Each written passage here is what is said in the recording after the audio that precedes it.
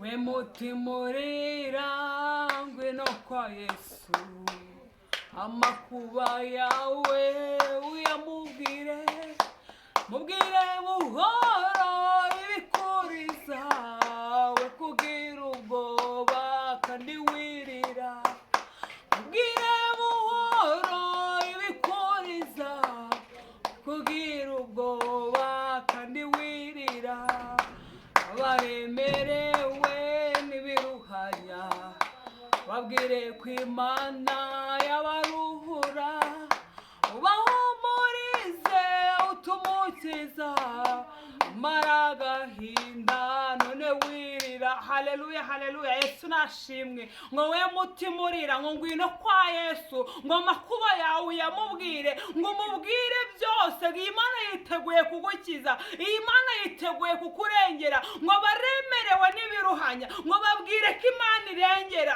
babwire ko Imana itabara, babwire ko Imana igihindura amateka, babwire ko Imana igihindura amazina, babwire ko Imana igihindura ubuzima, ubabwire ko Imana igikura ku cavu ikicazanya n'abakomeye, ubabwire ko Imana ntabwo izaduteza amenyo y'abasetsi, nta nubwo Imana izaduteza rubanda, nta nubwo Imana izatuma abana b'abana bakomeza kudufataho umwanya, ahubwo Imana igihindura amazina, igahindura amagambo. Wowe titiriza ku mwami gusa, iyi Mana igiye kuguhindurira izina.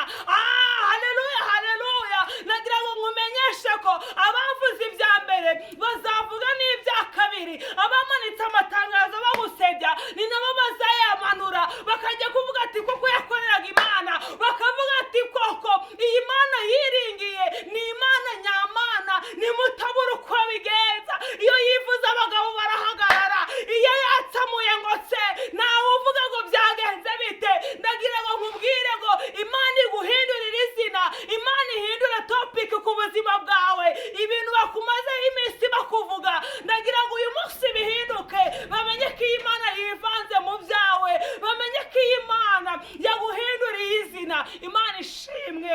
Murakoze cyane. Amazina yanjye nitwa Bijuru Alliance, ni umukobwa ushima Imana, sengera muri ADPR. Ibirenze ibyo Yesu aduhana umugisha. Tugiye gusoma amagambo y'Imana ari mu Itangiriro ibice 17 guhera ku murongo wa 15.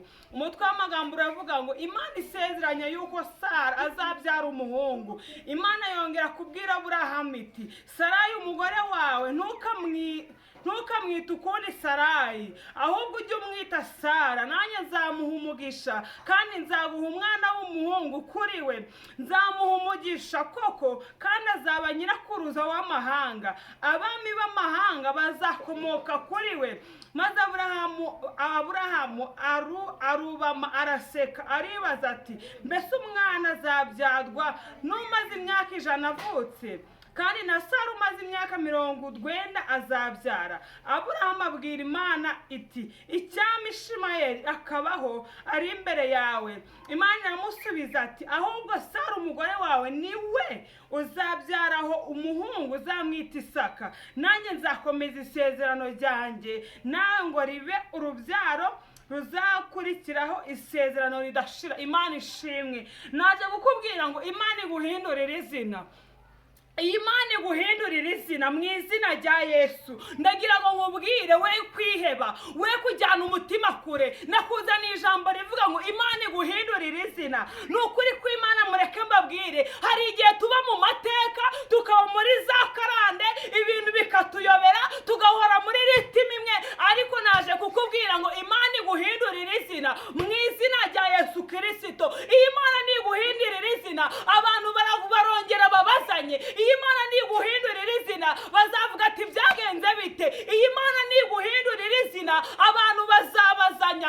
Imana niguhindurira izina, bazavuga ati ese ni kanaka, ese ni tasi bira byakoreweho.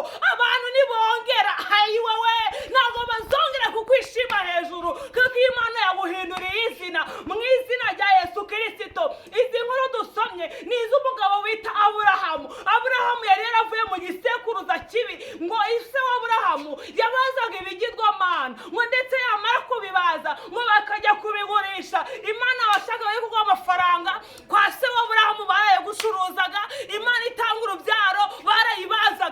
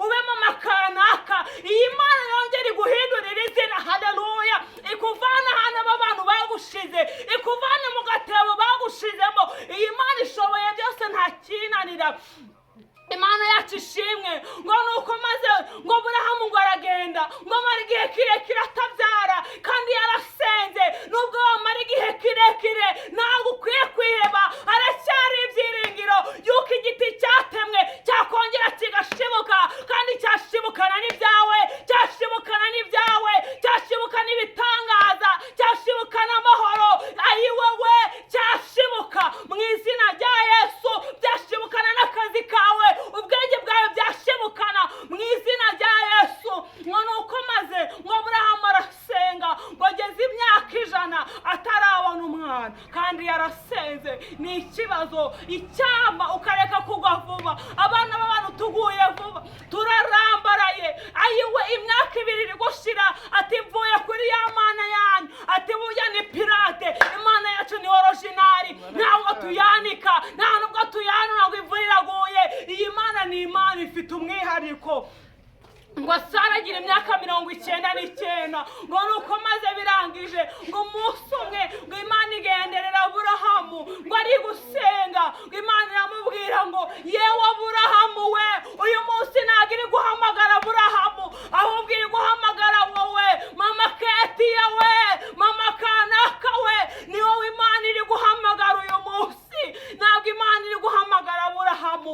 Aburahamu yaragiye yarangiranye n'ibye, ahubwo ni wowe Imana iri guhamagara mu izina rya Yesu. Wamaze ngo abwire Aburahamu ati Aburahamu we, witinya, witinya, witinya, ati nzaguha umwana w'umuhungu, kandi ntukongere guhamagara Sarayi ukundi, ahubwo umuhindure izina, mwise Sara. Azaba nyirakuruza w'amahanga, nawe uzaba sekuruza w'amahanga. Ngo Aburahamu abona biramuyobeye, ngo areba hasi araseka.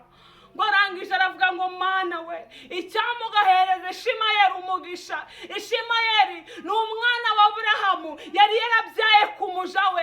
Aravuga ati icyampa Ishimayeli ukamuha umugisha. Imana iravuga ati oya, umwana wawe Isaka nzamuha umugisha, azagukomoka wowe na Sara. Ngo nuko maze birangije aravuga ati na Ishimayeli nzamuha umugisha kuko yakuvuyeho. Naje kukubwira ngo Imana iguhindurira izina. Haleluya! Imana iguhindurira izina, ukabantu bakuzi, nawe ushashagirane n'ibitangaza, ushashagirane no kubaho kw'Imana, ushashagirane mu bwiza bw'Imana mu izina rya Yesu. Uyu Sara yari yarihebye, na Aburahamu nawe yari yarihebye, abona ko bitashoboka, abona nta nzira byanyuramo kuko bari baracuze, abona nta nzira. Ariko ndagira ngo nkubwire ngo ibyo ubona nta nzira, aho ni Imana igiye kunyura ikora. Ibyo ubona nta shusho, iyi Imana ishoboye kubihereza ishusho, wowe ugatambuka mu mbyino z'abanezerewe, kubera yuko ari Imana yavuze, kubera yuko ari Imana yitamuruye. Ayiwe akira kubaho kw'Imana, ba mu mudendezo w'Imana. Sara nawe ntabwo yari azi ko azaba nyirakuruza w'amahanga. Ku myaka 90 yari yarihebye. N'ukuri pe, ufite impamvu yo kwiheba, ariko haracyari ibyiringiro. Iyi Mana igitanga ihumure, iyi Mana igitanga ihumure aho umugabo wawe ataguhereza ihumure. Iyi Mana igitanga ihumure aho nyoko wanyu ataguhereza ihumure. Iyi Mana igitanga ihumure, igitanga kubaho mu buzima wishimye, igahanagura amarira, igasibanganya inguma. Ayi wowe ikomora ibikomere, igahera mu mizi, igahera kuri nyina w'ikibazo, nawe ugasohoka mu mbyino z'abanezerewe. Imana ishimwe. Twaririmye indirimbo ivuga ngo bwira Yesu byose, ngo ni inshuti yawe, ngo ibikubabaza, ngo nibigutera. Noneho hari akantu ngo hari ukunda afasha ngo abashavuye, ngo wizere ijambo rye kandi wirira. Izere Imana igitanga ibyiringiro, igitanga ibihozo mu izina rya Yesu. Iyi Mana ishoboye byose, ni se w'imfubyi, ni umugabo w'abapfakazi, ni mutabura uko abigenza. Imana ishimwe. Ntabwo yabura uko ikugenzereza mu kubaho kwawe, ntabwo Imana yabura uko ibigenza mu bucuruzi bwawe, ntabwo Imana yabura uko ibigenza. Ayiwe Yesu Kristo, mu burwayi bwawe ntabwo Imana yabura uko ibigenza. Mu rushoro rwawe ishoboye gukoramo ikagira uko ibigenza. Mu bana bawe Imana ishoboye kugira uko yabigenza, ibintu bigakunda. Ayiwe mu rugo rwawe Imana ishoboye ukuntu ufite uko ubigenza, ufite uko ubigenza Mana, ufite ukuntu bigenza bikemera.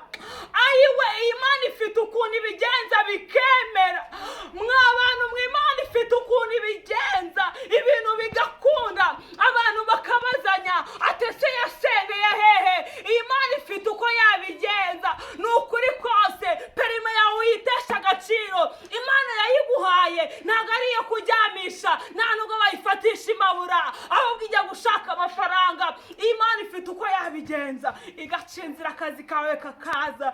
Ifite uko yabigenza ikagaruka muri business zawe, ibintu bikagenda neza. Tugiye gusenga Imana, izere gusa uyu munsi urahindurirwa izina, izere gusa uyu munsi urahindurirwa kubaho kwawe, izere gusa, izere gusa. Wongere ugire icyizere Imana, wongere ugire ibyiringiro mu izina rya Yesu. Mana yacu, Mana nziza, Yesu ushoboye byose, nta kikunanira.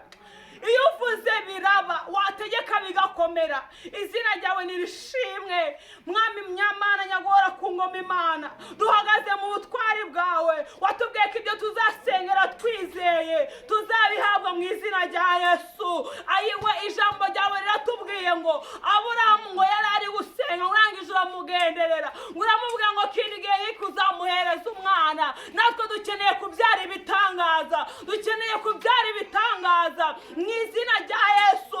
Ushoboye kuzura ibyapfuye, ayiwe, ushoboye kuzura ibyapfuye. Ntabwo tuzahora tubabaye. Ushoboye gutanga umunezero, ushoboye gutanga agakiza mu ngo, ushoboye byose, nta kikunanira. Niwe ushoboye kuvura indwara, ayiwe, arize amarozi, arize ibindi byose, urabishoboye.